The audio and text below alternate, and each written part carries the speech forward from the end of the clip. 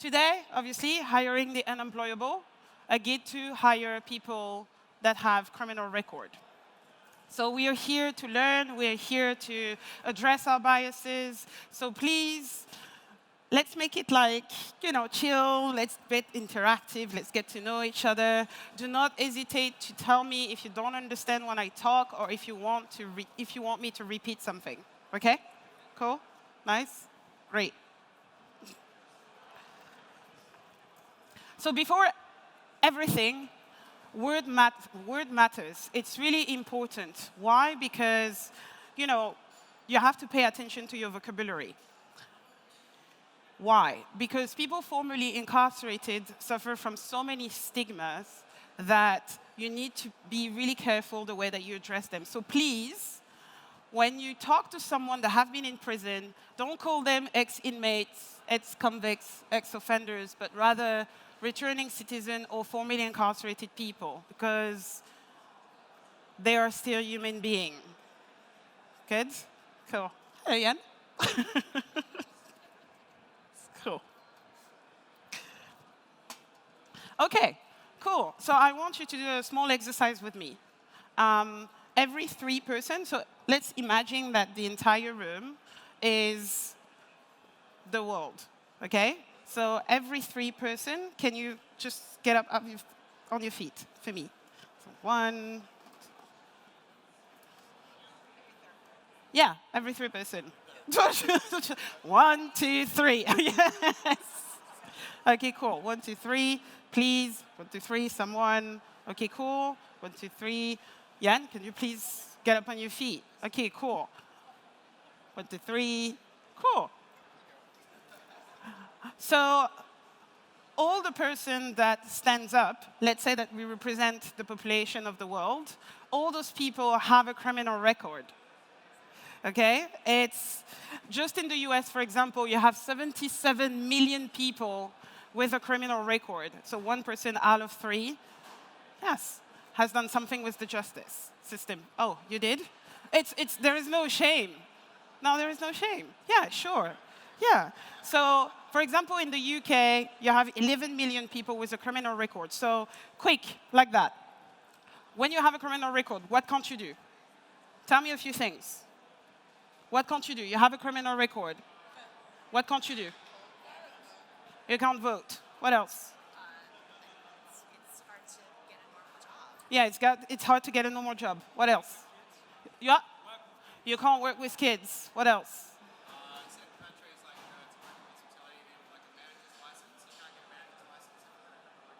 Yes, sure. What else? Yep. Exactly. So you can't be treated equally without being judged. Thank you so much for the people that thank you so much. So a lot of people don't realize, but when you have a criminal record, there is a lot of things that you can't do. I was supposed to do that talk with Untitled Chapter. And unfortunately, when we left Cape Town, he got stopped in Amsterdam and sent back to South Africa. You can't travel. Also, you can't claim housing benefits. In the UK, for example, if you have a criminal record and you're trying to have housing, social housing, you can't claim housing benefits.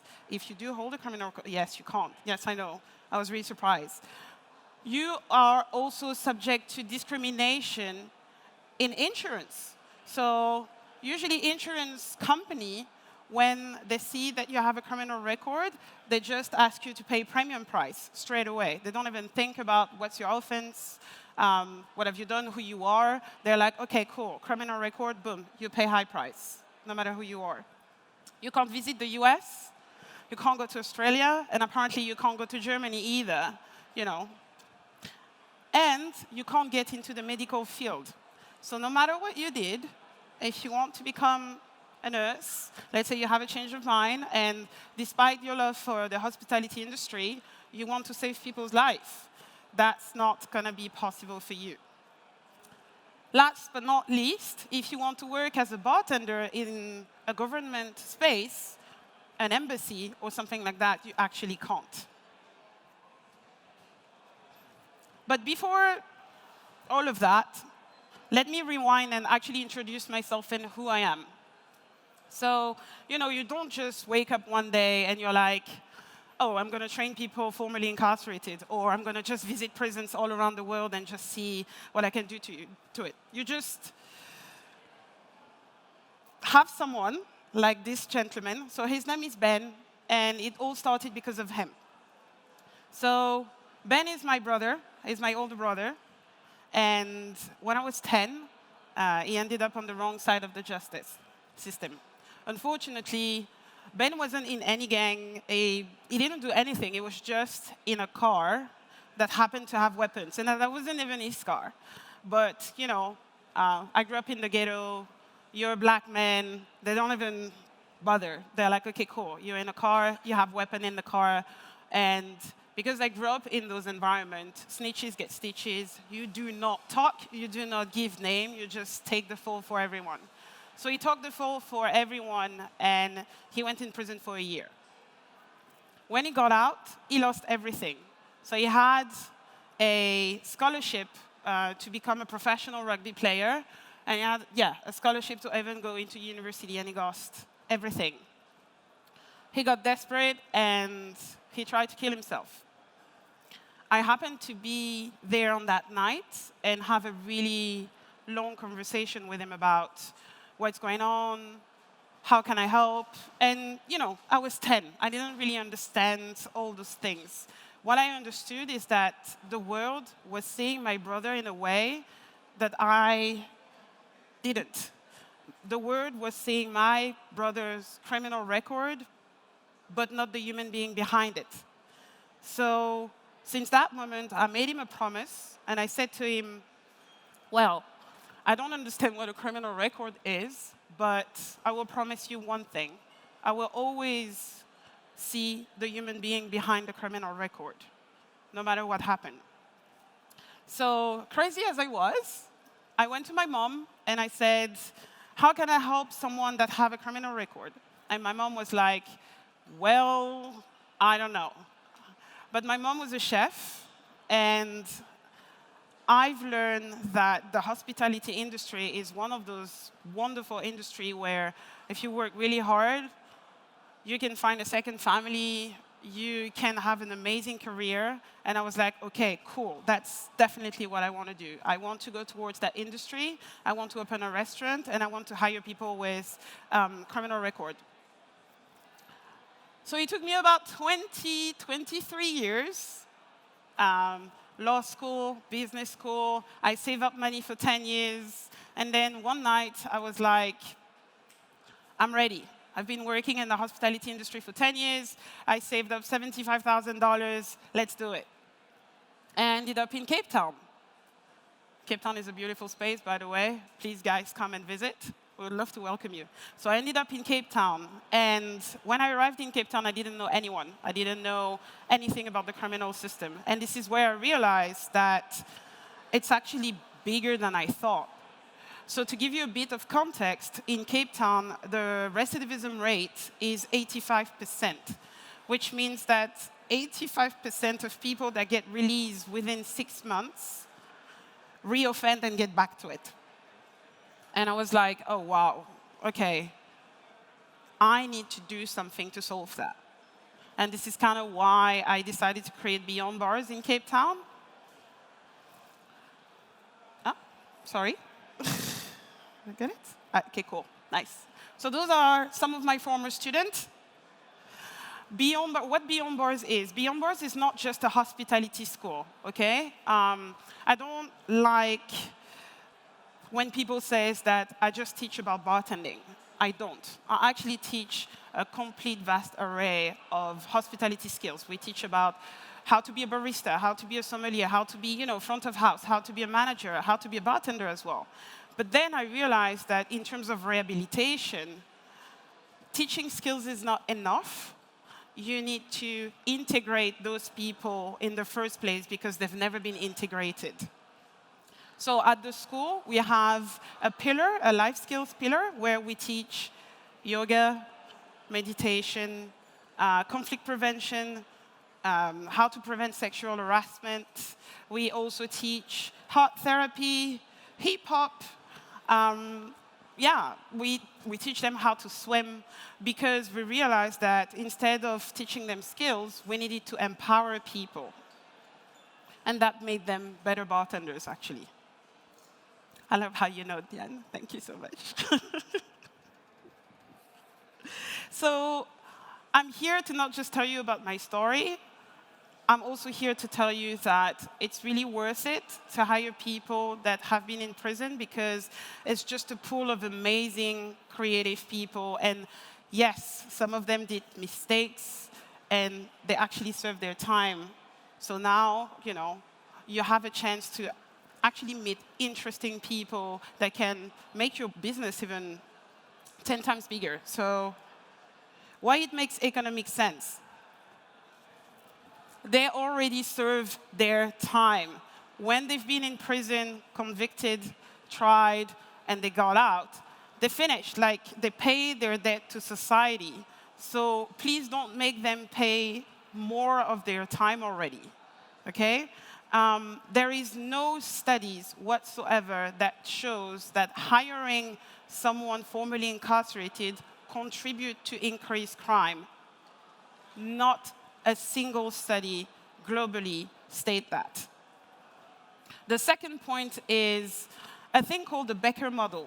So the Becker Model, it's a psychology report that says that individuals for whom the cost and the benefits of crime are close in expected value or superior will commit less crime as their legal opportunities improve.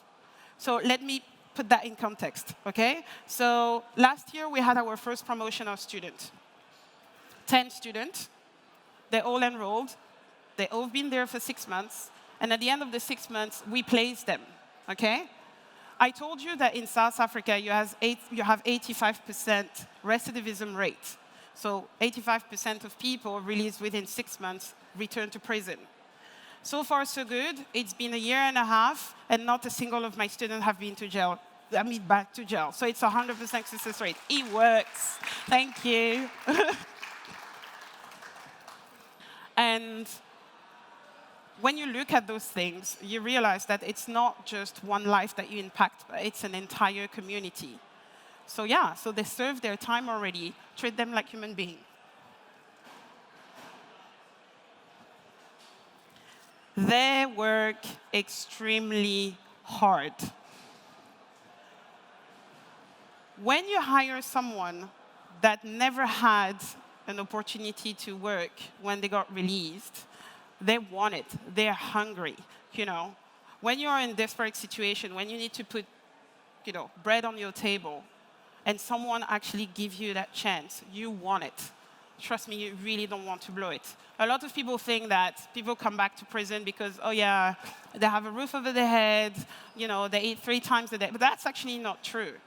In South Africa, so the stage would be 1 cell. And in South Africa, you have about 25 people into that cell with 1 toilet. So trust me, prison is not great. Prison is not romanticized, like as you can see in like Orange is the New Black or something like that. It's not like this. So when I said that they work extremely hard, it's not just in the hospitality industry.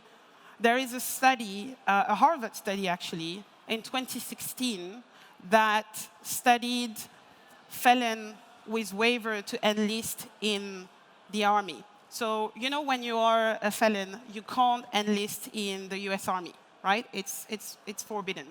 But during the war of Iraq and the war of Afghanistan, the US needed to have more soldiers. So they give to felons waivers so they can enlist to the army. So that Harvard researcher, she discovered that of all the felons that received the waiver, 1 million of them, actually, soldiers with felony waivers got promoted faster and to higher level. And they were less likely to get kicked out of the army. So would you rather have someone that, yes, jump through a lot of hoops of fire to get into that job, but that you know who that person is and you know his or her past, or someone that you don't know and might actually, leave your company. But please, something really important, do not use your position of power to abuse your employees, specifically the most vulnerable. Because in our industry, we've seen people being underpaid. We've seen people not having medical aid. We've seen people working crazy amount of hours.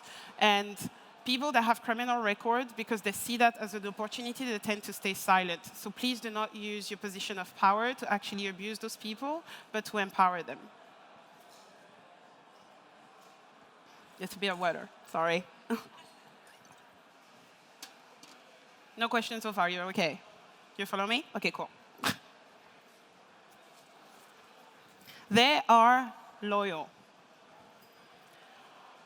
As I explained before, when you give an opportunity to someone that doesn't have a lot of opportunities, they tend to be really grateful towards you, and they tend to stay really loyal to your brand. Does anyone know the Greyston Bakery here? No one? You know the Greyston Bakery. So that's a bakery that does brownies, and they do the brownie for Ben & Jerry. They've been doing the brownies for Ben & Jerry for over 20 years. Okay? So the Greyston Bakery, they have an open door policy, meaning that no matter who you are, they don't care. You can have a criminal record, you can have disability. They just welcome you, and they work around you. They're trying to empower people. So on average, the turnover rate for a bakery is about 45%. You have people coming in and go, working in the bakery and everything. And all the Greyston bakeries so far show the result of 15% less turnover than an average bakery in general.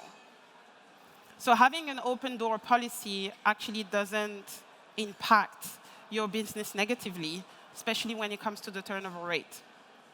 But let me take you another example, because we're talking about a bakery, which is different. We're bartenders. Let me talk about a restaurant.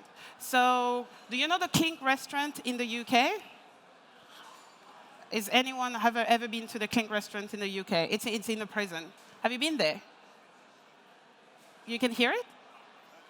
Oh, OK, cool. OK. So the Clink restaurant works specifically with people in prison. They have really high-end gastronomical restaurant in the UK, and they hire formerly incarcerated. We all work in an industry where the turnover rate is insane.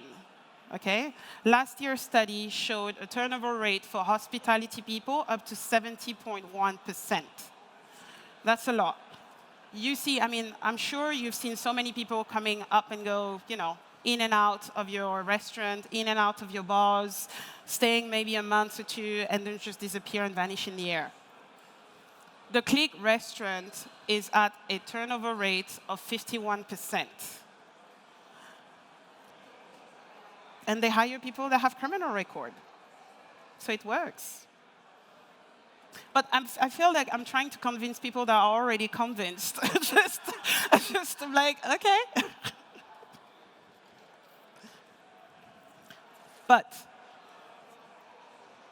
why it's actually really interesting, especially for business owner, because you may qualify for a tax credit. And not a lot of people know about that. But when you hire a certain type of people, the government is actually trying to support you in doing that. So I'm not going to talk about all the countries. If you have specific questions regarding your countries, I'm more than happy to answer all your questions. Obviously, I haven't done a study to the 194 countries in the world, but I know quite a lot of laws. So if you need help on that, please do not hesitate to come to me. But I'm going to focus on 3 countries, the US, the UK, and France. Yes. So in the US, there is a law called the Work Opportunity Tax Credit. That law says that you can have federal tax credit available to employers for hiring individuals from certain target group who face significant barriers to employment. That is exactly the kind of person that we're talking about. It can be formerly incarcerated. It can be veterans. It can be people with disabilities. But if you do hire those people, you actually have a qualification for a tax credit.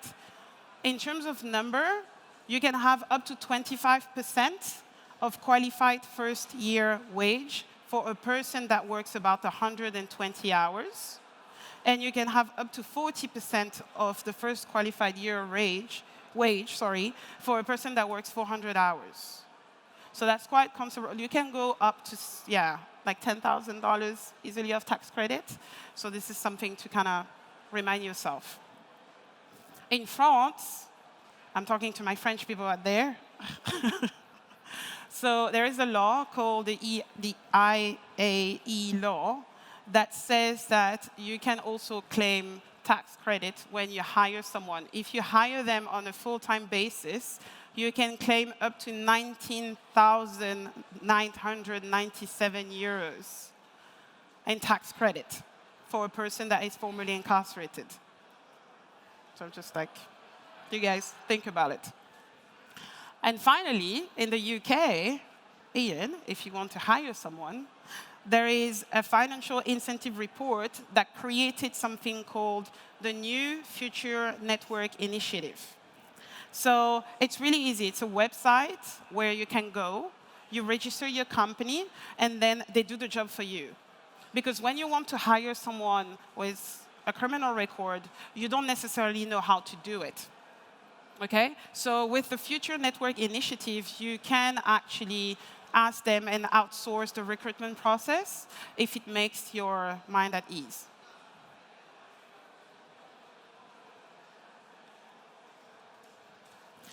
You help rewrite the narrative. When you think about prisoners, or when you think of people that have criminal record, you think about thugs, you think about people with tattoos, you think about people that have problem with anger management, you think about people that, did horrible things, but sometimes some of those people have been in prison because they just stole food, because they needed to feed their kids, or they have been in prison because they went into a fight and the person pressed charges and they got convicted and trialed and they have a criminal record. So by hiring someone that have a record, you help rewrite the narrative. And this is why you're all here today. Thank you so much for coming, by the way. There is a case study by Young and Power from 2015 that says that increased exposure to people formerly incarcerated promotes positive employer relationship with them and potential future employees. So the more you are surrounding yourself by people with criminal record, the less bias you have, and obviously the best your relationship gonna go with them. Okay? So it's like when you reduce your bias with people of color, for example. The more people of color you have around you, the more you get to know them, the more your biases and your, hidden stereotype and bias just, do the thing. But let me tell you a story.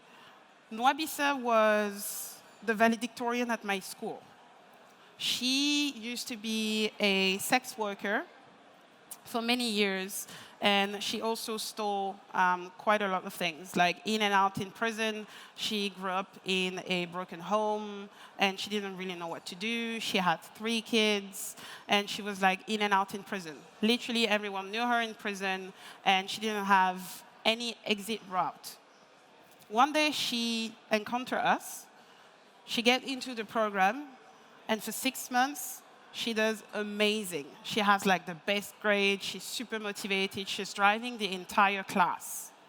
At the end of the 6 months, she got that job in a hotel in Johannesburg as a front of house person. She was just a waiter, and she started working with them. Within 6 months, she turned and became the general manager of that same hotel. She was hungry. She was working hard. And this is why I'm saying when I said you can help rewrite the narrative, because that person that didn't have any exit strategy now has one. And because she now works for that hotel and she's in charge of recruitment, she can actually hire more people and change people's perception about prisoners. So when you go to her hotel, she also created those nights where she invites people that have criminal record and business owner so they can have conversation and discussing about how they can all work together. So yeah, and who doesn't like a success story? I do. So yeah, so when you have someone like that and you are interested and you want to jump in the pool and be like, yes, I'm ready, I want to hire someone that has a criminal record, how do I do it? You have different way, okay? You have different way. And I'm not here saying, I'm not a Teletubbies, I'm not here saying that it's perfect and, you can hire those people and everything's gonna be okay. I am not saying this, okay? We're still human beings, we have flaws, but you can have some processes put into place so you can avoid having a bad experience. And one of those processes is having a recruitment policy that is really, really strong. So in Beyond Bars, we have an internal HR policies. So if you want to get into the school, you have to jump literally through different steps. One of the first steps is you have to have a vouching letter from the Department of Correctional Service. This is not something that only we can ask. You can actually ask when someone is on parole or when someone is released, oh, can I have the phone number of your parole officer? Can I know a bit more of who you are? And you can have access to those things. But obviously, do not do that behind the back of the person. Can I ask them before? So you can have an internal HR policy. We do drug tests, random drug tests. Every month, I'm just going to pop in the school with like those little cups. And I'm just going to ask them to pee in a cup and see what's going on. It's not that we want to be police officer or anything, but it's just that we want to make sure that the trust is not broken from both sides. So this is also the kind of thing that you can put into place. We also have a game recruitment day. There is one thing about asking people to play a game. When you have someone during an interview, you have that person, and that person can lie. That person can tell anything that you want to hear. Like, that person can be really pleasing and give you the best answers. But later down the stage, when you have them at work, it doesn't really, stick up. So what we've done is that we took games and we incorporated them into our recruitment process. So for example, we have a game where we ask them to, do you know the bunker game? The bomb shelter? No, you're not. Okay. So that game is you have 10 person around the table and you tell them that the earth is gonna not being livable and there is only a bunker, and there is 9 spots available, and there are 10, and each one of them has to defend themselves and say, why do they deserve a spot into that bunker? And in democracy, they have to vote for someone to get out of that bunker. And that person then have 30 seconds to kind of vote their way back in, and if they manage to do that, the entire group is actually out. So it's like you learn a lot of things. You learn critical thinking, you learn leadership, you learn creativity, and I encourage people to actually use more games or more situations like that when they try to hire someone. It's not necessarily only for people with criminal record, but also for anyone. You can learn a lot just by looking at someone play. Otherwise, if you don't have time to put all this stuff together, because everyone is super busy, I'm busy, you're busy, you can outsource your HR policy. And as I explained to you before, in the UK, for example, you have the new Future network that will do that for you. So what do you do is that you go on that website, you register your company, you say, OK, I own a bar, I'm looking for 2 person, starting at that date. The kind of profile that I want is X, Y, and Z. Then they will come back to you. They will do a site visit to make sure that everything is on point. And after that, they will send you profiles. So it's not like they send you just one person. They actually send you a number of people that you can then select if you want to. But so you know, all those people that will be sent to you will have gone through an extensive recruitment process, seeing psychologists, having drug tests, seeing a parole officer. So then when they arrive on your desk, they already have been through an extensive research and you know exactly who they are. That's the thing. When you come to working with people with criminal record, we work in an industry that is highly stressful. And a lot of people are worried. When they come to me, they're worried and they're like, well, if I hire someone that have been in prison, they might have anger management issues, and I don't really feel comfortable about putting them around alcohol, or I'm not feeling comfortable into putting knife into their hands. This is completely understandable. But you also have ways to avoid those kind of things. So this is why your recruitment policy has to be really tight. And I encourage in your training material to have things like anger management courses. You know, this is something that can be applicable to everyone. Because as I said, we work in an industry where there is a lot of pressure, and we constantly have to put on a show. But what happens when your life is in shambles and you need to smile and be perfect in front of everyone? So that's why you have those things like the Future Network company that actually offers those kind of course inside your establishment to make sure that you have people that are prepared to work in those fast-paced environments. Otherwise, if you want to hire people with with criminal record and you don't know how to do it, you can ask me, because I know what I'm doing. Yes. That's actually the ladies from my promotions.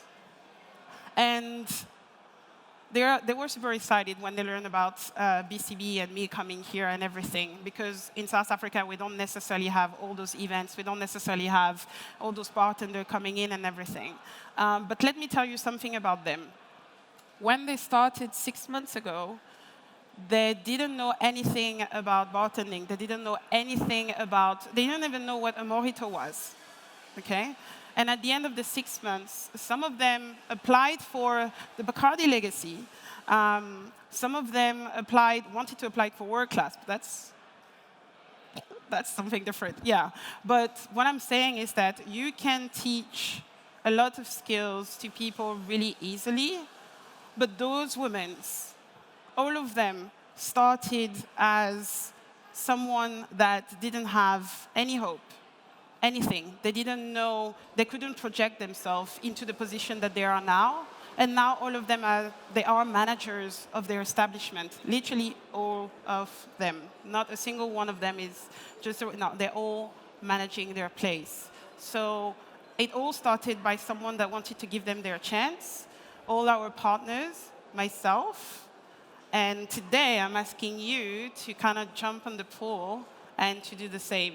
Trust me, you won't regret it.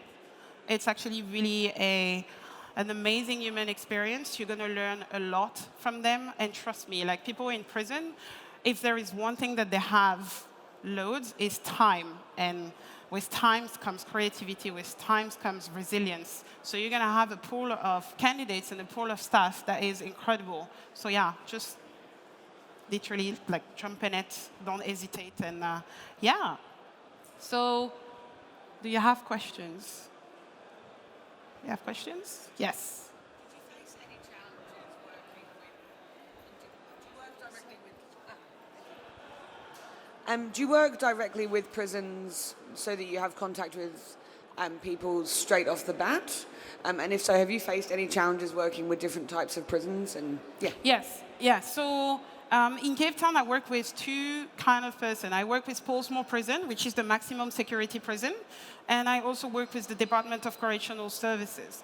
So the Department of Correctional Services have people on parole or people that have been released for a longer time, whereas the maximum security prison, literally they get out and then they come to the school. So I have like really different kind of person. And as weird as it sounds, I had more difficulties with people that were from the Department of Correctional Service that have been out for a long time.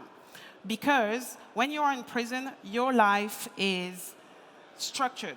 You wake up at that time, you go eat at that time, you go to sleep at that time. So when they get released and they enter into the school, it's still some kind of a structured environment. So it's not something different for them. But can you imagine someone that have been in prison for, let's say, 10 years, and then they get released, and for a year, they get back to where they are, like their environment, their family, their friends, and everything. You have about half of the percent that, half of the people that get released in South Africa, I'm saying, that get anxiety attack just by being released, and that actually sabotage themselves because they don't want to get released. When they get out, they have so much choice. They have so much temptations. So yeah, so it was really difficult for me to work with people that have been released for like more than 6 months, a year, because they went back into their old habits, and sometimes the toxicity was inside their own home. So I had to kind of deprogram everything and, give them that safe environment to learn, to stumble, and to be able to progress. Yeah. Yeah, thank you very much. So my question is more about how do you, or is there a way where you profile what kind of support they need based on, what the crime was? Like, you talked about drug tests. So would everybody be subject to a drug test, or is it if you were incarcerated because you had a drug problem? So at the school, I actually didn't talk about it, but at the school, we are living on a campus. So when they come, they stay there for 6 months. It's not like they come and go and everything. Their family can visit, but they stay on campus. And on campus, we have a social worker and a psychologist that are in-house 24/7, 7 days a week. And they also have exercise, like they have to journal every day. And we have a thing called the release circle, like it's a bit of a kumbaya thing, but like we all sit at the end of the day and we kind of unload about what happened. So we address all of this. On top of that, we also have art therapy, So no matter which crime they have done, we try to address that, and we have different ways to actually provide a solution for them to deal with them. We don't just like train them into shaking and double shaking and then send them away. No, we actually try to understand the root of the issue. And some of our students, one of the issue was lying in their own family dynamic. So what do you do when you know that someone's family is highly toxic? We put them into a mentorship program when we have people in Cape Town that kind of act as a second family to them. So then once they finish the program, if they want to, we can actually like uproot them from, their toxic family and send them into that mentor, custody kind of. But yeah, that's the thing. Some other questions? Oh, that was really clear. Okay. I actually have a question for people in the audience. How many of you know someone that have a criminal record? See? How many, keep your hands up. How many of you have that person in your really close friend or family? Wow. How many of you have family, like just family members? So see that your neighbor, the person that you're talking, might have a criminal record and you're not even aware of it. Yes? Okay. I thought you wanted to ask a question. So yeah, so please try to work on your bias. Word matters. Do not call them ex-inmates, ex-offenders, but rather returning citizen or formerly incarcerated people, because they're still human after all. And if you have any questions, and if you want any help into implementing those kind of things into your own establishment, please talk to me. I'm here for 3 days, and I'm super available. I'm also super, like, you can see me everywhere. So yeah, so thank you so much for coming. That was really fast, I know, but like, thank you so much for coming.